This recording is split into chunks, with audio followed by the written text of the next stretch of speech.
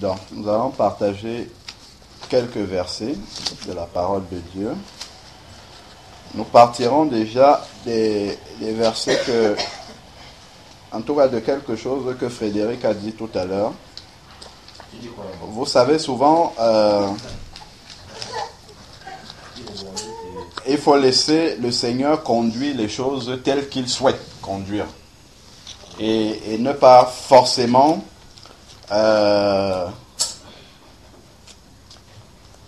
avoir ses propres idées en tête. Parce que le Seigneur souvent a des messages qu'il veut communiquer aux personnes en fonction de la situation, du contexte présent des personnes qui sont là. Donc, ce n'est pas toujours ce qu'on prépare qui est le message adapté pour les personnes qui sont là, mais il faut avoir cette écoute-là de savoir comment le Seigneur est en train de parler et ce qu'il a envie de dire. Et ça peut partir d'une simple discussion, d'un simple mot. Mais il faut avoir ce discernement-là pour comprendre vraiment dans quel sens, justement, le Seigneur veut qu'on parte. Alors, donc, Frédéric disait tout à l'heure que est-ce que tous les gens qui fêtent Pâques sont donc fous? Bon, ce n'est pas dessus qu'on va parler. Ne pense pas que ces gens-là soient fous. Ces gens-là, ils ne sont pas fous. Mais il y a quelque chose dans ce que tu as dit qui moi, a commencé à me faire réfléchir. C'est sur le fait que, est-ce que forcément, quand beaucoup de personnes font quelque chose, est-ce que c'est forcément la volonté de Dieu? Donc ça, vraiment, c'est à partir de ce point-là précis que nous allons pouvoir partir pour commencer à évoluer et se laisser conduire par ce que le Seigneur veut nous dire à chacun aujourd'hui.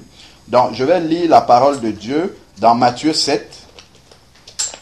Matthieu 7, à partir du verset 12. Matthieu 7, verset 12, nous dit la chose suivante. Faites pour les autres tout ce que vous voulez qu'ils fassent pour vous. Faites pour les autres tout ce que vous voulez qu'ils fassent pour vous.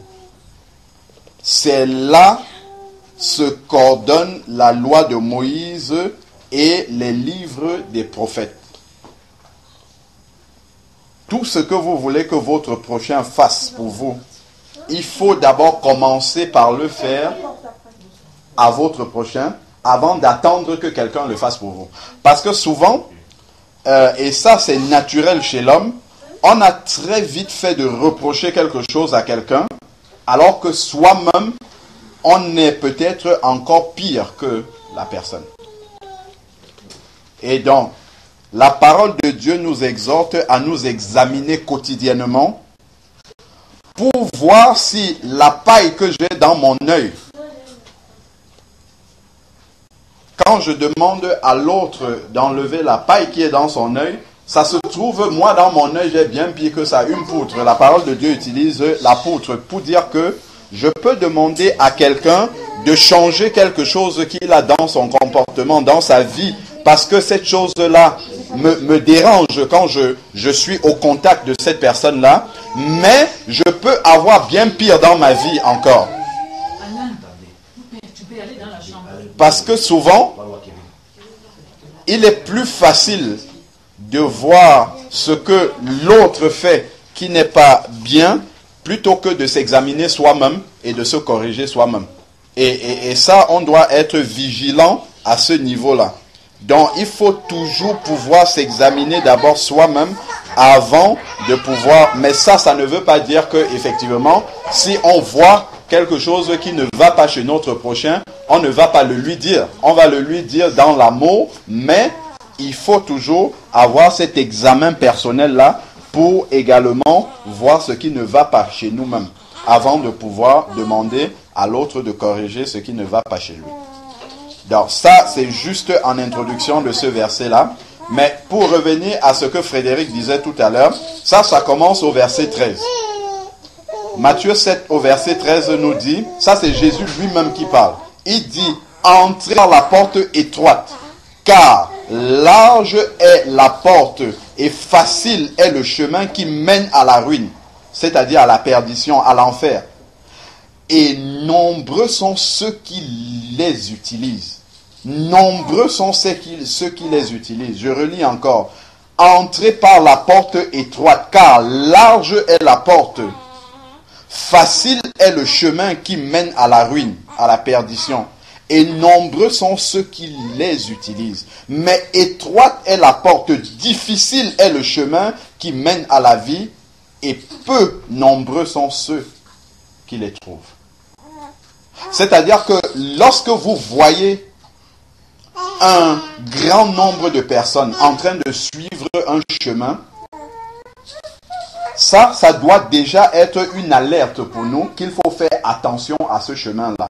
Parce qu'il est toujours beaucoup plus facile pour l'être humain de suivre la voie de la masse. C'est ce qu'on appelle la démocratie aujourd'hui. Ce n'est pas toujours ce que la masse dit qui est le chemin que nous devons suivre. Lorsque nous regardons ceux qui ont lu les évangiles, lorsque nous regardons comment Jésus a été rejeté, pourquoi Jésus a été rejeté? Parce qu'il était marginal. Le discours qu'il tenait, la prédication qu'il avait était totalement à l'encontre de ce que les pharisiens enseignaient, de ce que toute la société avait l'habitude de concevoir. Le discours de Jésus était totalement à l'encontre de cela. Ils avaient la loi, ils avaient le livre de Dieu, mais ils interprétaient très mal cette loi-là. Et Jésus est venu pour leur montrer comment est-ce qu'il fallait interpréter cette loi-là. Donc, ce n'est pas parce que tout le monde fait quelque chose que ce qu'ils sont en train de faire est selon la parole de Dieu.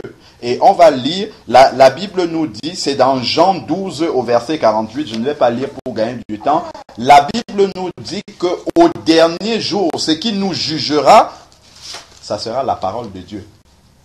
Donc, quand chacun de nous aura à passer devant le Seigneur pour rendre compte de sa vie, ce n'est pas ce que les gens disent qui va importer ce jour-là, mais c'est ce qui est écrit dans la parole de Dieu. Donc, ce que nous faisons, ce en quoi nous croyons doit toujours être conforme à ce qui est écrit dans la parole de Dieu. Parce qu'à la fin, c'est cette parole-là qui nous jugera.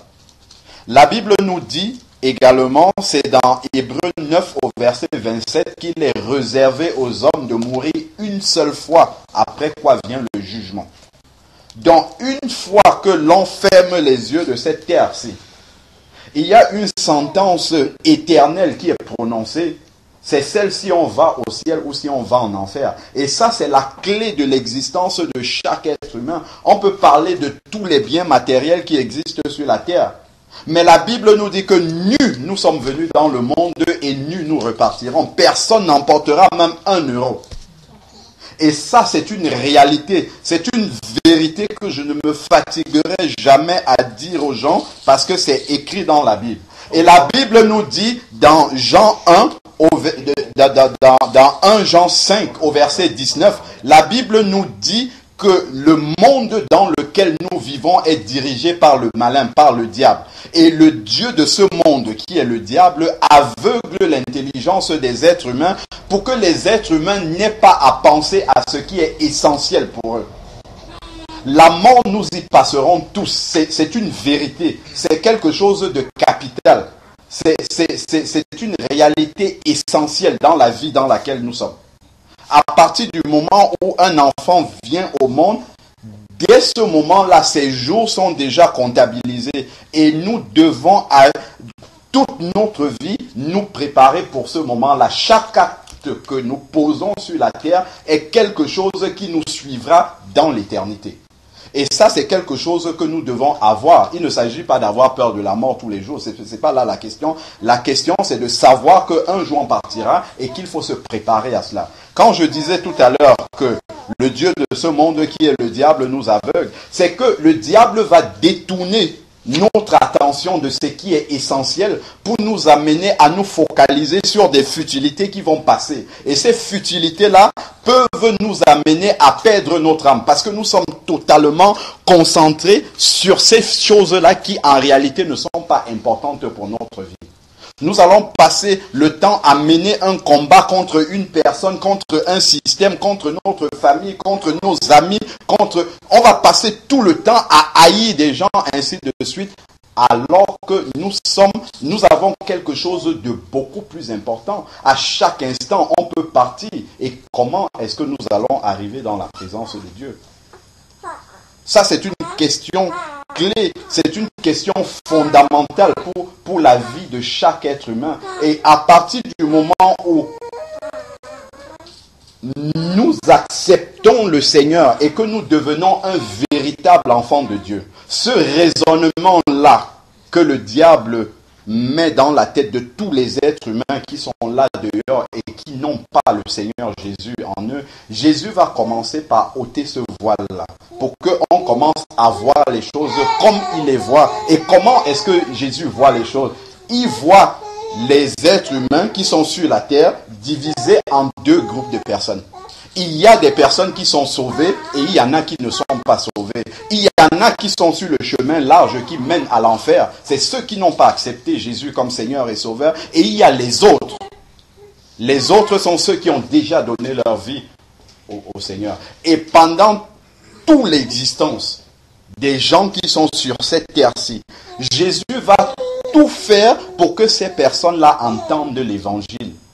Parce que la Bible nous dit, c'est dans le livre de Romains 3, qu'à la fin, lorsque nous passerons devant le tribunal de Dieu, toute langue sera cousue. Personne. Il y a des gens qui disent, je me prépare pour le discours, pour discuter avec Dieu à ce moment-là, pour lui dire, pour lui expliquer les choses. On n'aura rien à expliquer ce jour-là. Il n'y aura rien à expliquer. Parce que le Seigneur prend le temps pour que chacun, pendant qu'il est sur la terre, pendant qu'il est dans son corps actuellement, qu'il puisse entendre le message de l'évangile et qu'il puisse accepter ou rejeter. Parce qu'à la fin, Dieu va pouvoir rappeler à chacun que tel jour, tu as entendu ce message-là. Qu'as-tu fait de ce message? Tu l'as rejeté.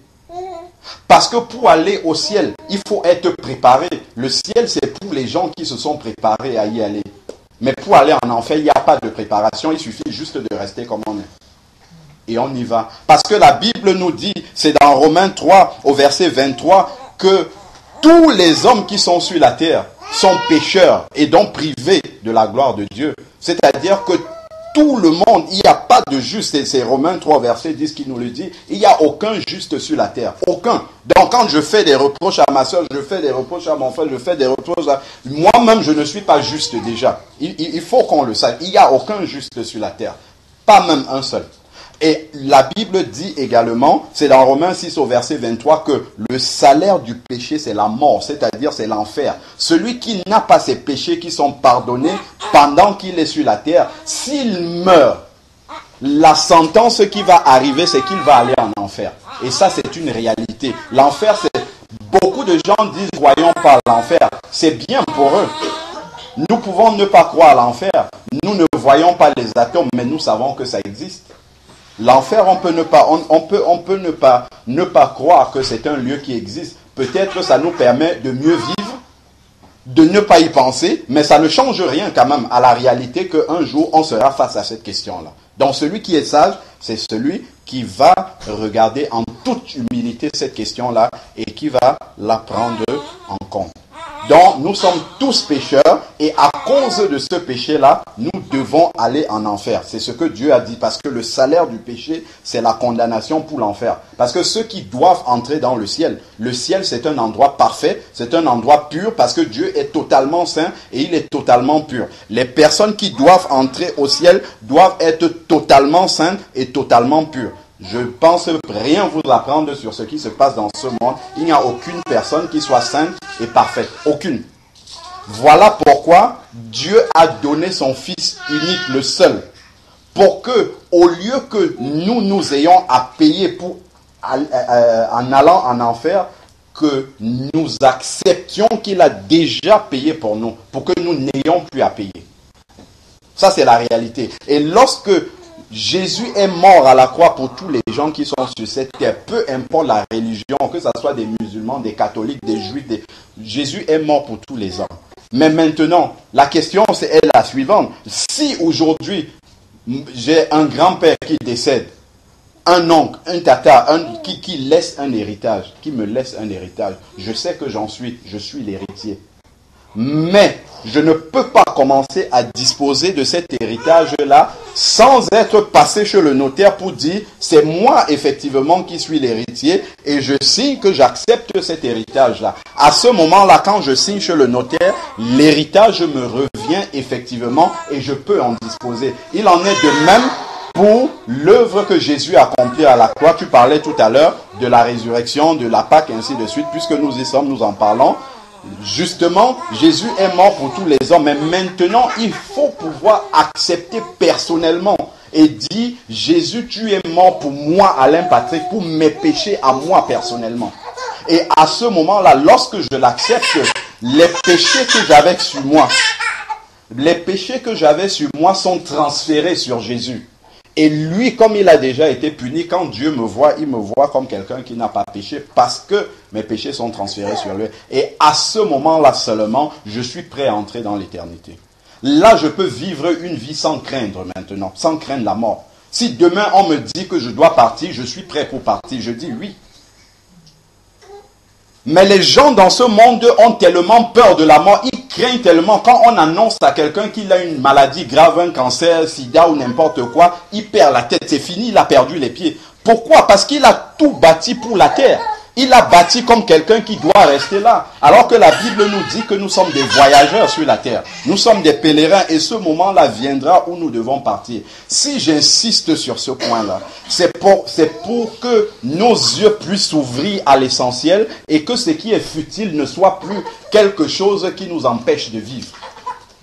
Que ça devienne quelque chose de relatif pour nous et que nous sachions qu'il y a quelque chose de beaucoup plus important que cela. Et que nos yeux doivent être centrés sur ce qui est le plus important. Parce que lorsque on a accepté, lorsque on a reconnu qu'on est pécheur et qu'on ne peut pas se sauver soi-même et qu'on a demandé pardon au Seigneur pour ses péchés personnellement, le Seigneur nous pardonne ces péchés-là et à ce moment-là, maintenant nous acceptons Jésus comme Seigneur et Sauveur. Il vient habiter dans notre cœur.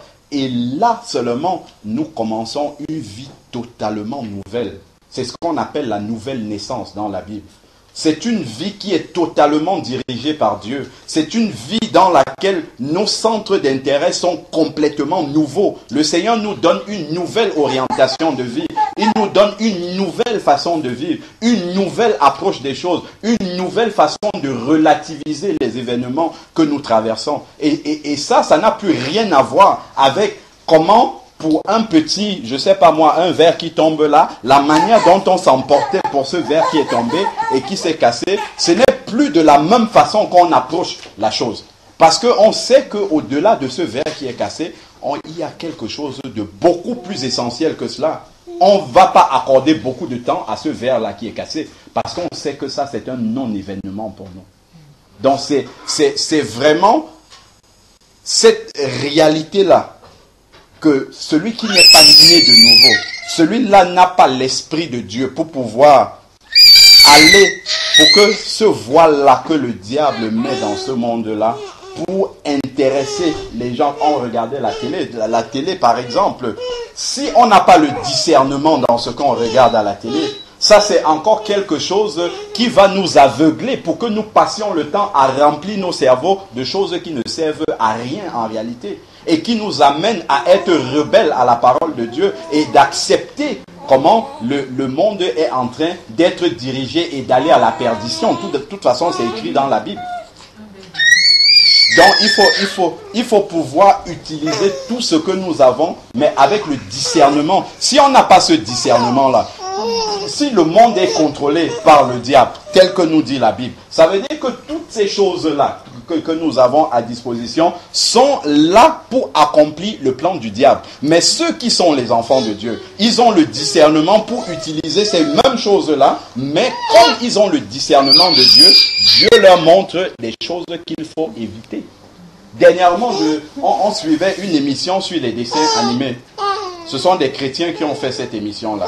Si vous pouvez savoir ce qu'on inculque aux enfants au travers des dessins animés, vous ne pouvez même pas imaginer la rébellion que les enfants ont contre les parents. Tout cela, déjà à partir des dessins animés, il y a toute une machine du diable qui est là derrière, qui amène les enfants à être rebelles à leurs parents.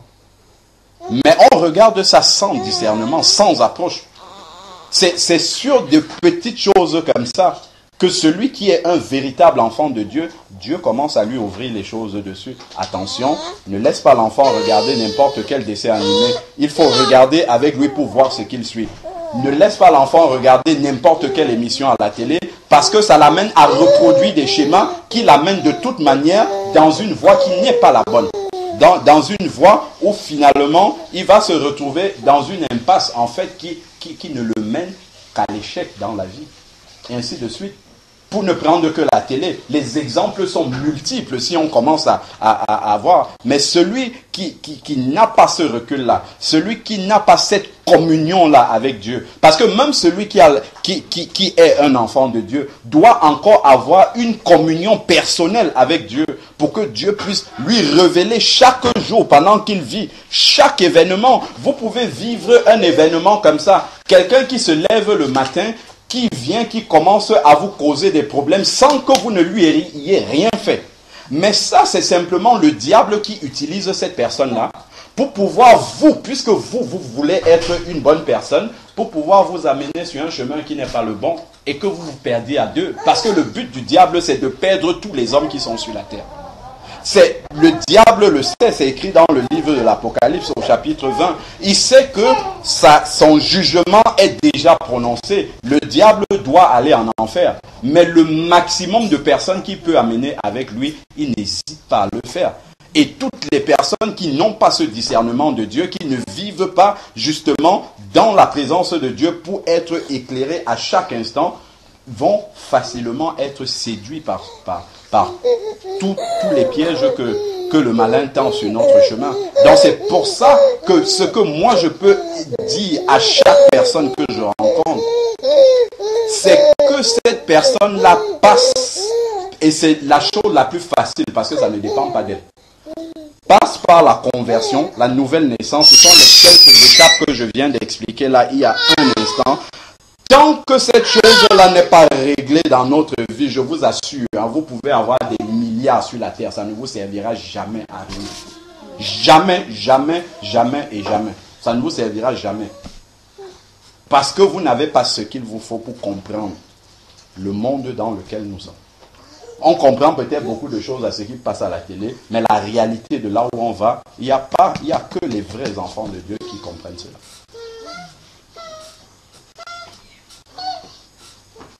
Amen.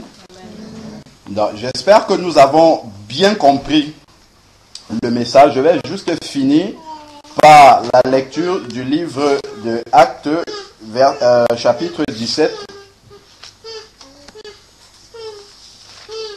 Actes, chapitre 17, verset 31. Et je vais finir là-dessus. Pour que vous voyez bien ce que je viens de dire tout à l'heure, là, en commençant. Ce qui est écrit dans la Bible. C'est ceci. Acte 17, verset 31. Voilà. Il parle de Dieu ici.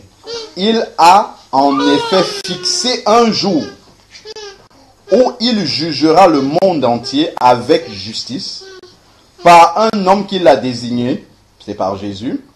Il en a donné la preuve à tous en ramenant cet homme de la mort à la vie.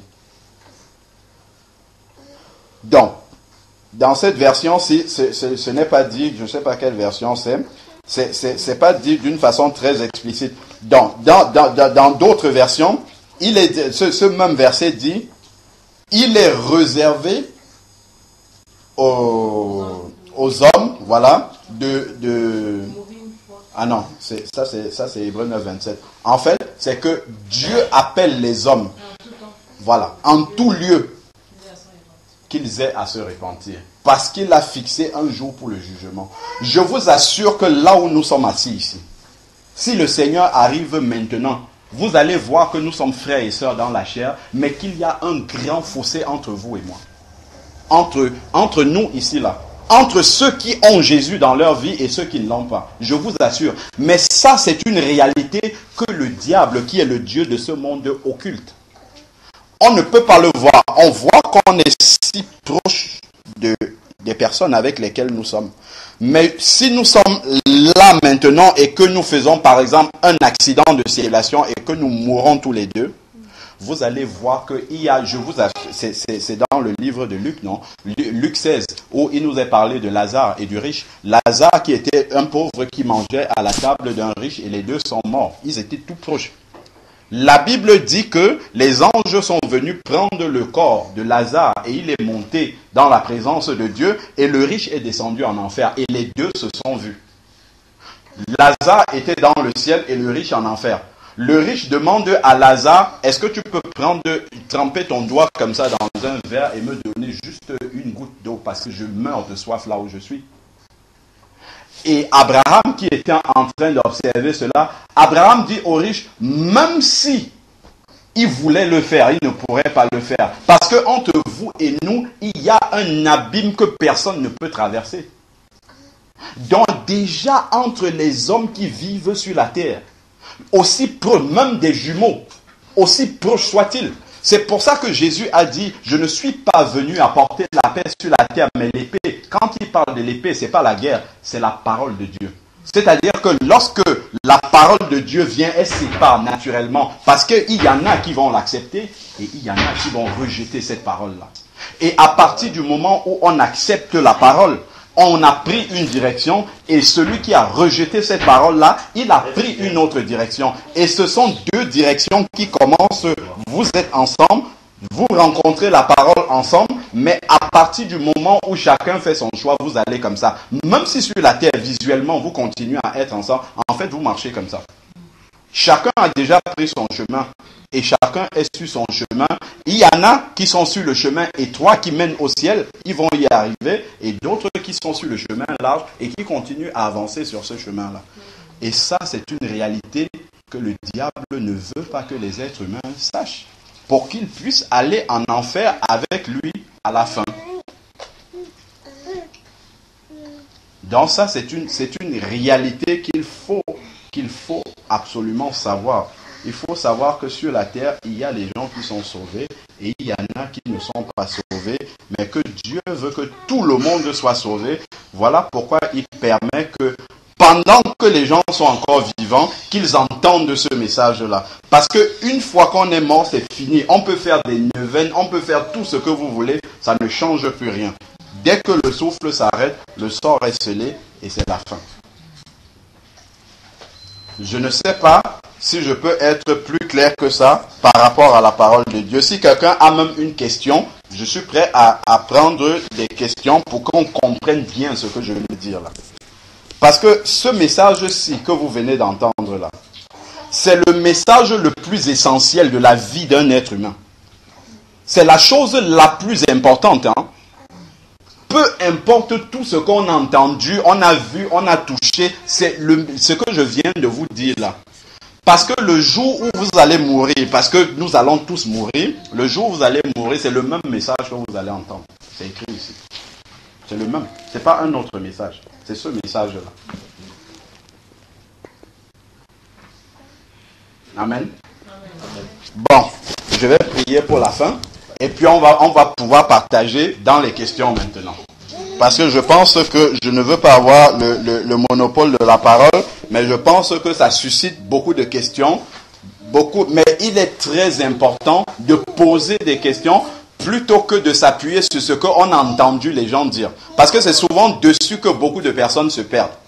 J'ai entendu dire ceci. Et on fonde notre foi sur ce que les gens ont dit, alors que ça ne correspond pas à ce qui est écrit dans la parole de Dieu. Alors que la parole de Dieu nous dit qu'à la fin, c'est ce qui est écrit ici, dedans, qui sera le juge de tout le monde. Amen. Prions. Éternel Dieu Tout-Puissant, merci Seigneur pour ces quelques mots que tu viens de nous donner encore, Seigneur. Nous savons que chacun de ces mots-là, Seigneur, est important pour nous. Seigneur, c'est même capital pour chacun d'entre nous ici, Seigneur Dieu. Je bénis ton nom, Seigneur, pour chaque personne qui aujourd'hui, Seigneur, en ce lieu, a entendu ce message du salut, Seigneur Père. Seigneur, tu sais combien ce message-là est fondamental pour la vie de chaque être humain, Seigneur. Éternel, nous savons aussi que par des paroles, Seigneur, nous ne pouvons convaincre personne. Seul ton Esprit, Seigneur, peut convaincre les cœurs, Seigneur. Parce que tu as dit que tu donnes ton Esprit Saint et c'est lui qui convaincra les hommes de péché, de justice et de jugement, Seigneur Père. Je te prie maintenant que ton Esprit, Seigneur, puisse sceller cette parole, Seigneur, dans les cœurs. Que, Seigneur, le malin qui rôde toujours autour de nous pour nous détruire, ne vienne pas, Seigneur, voler dans les cœurs, Seigneur, des personnes qui ont entendu cette parole, Seigneur. Que cette parole puisse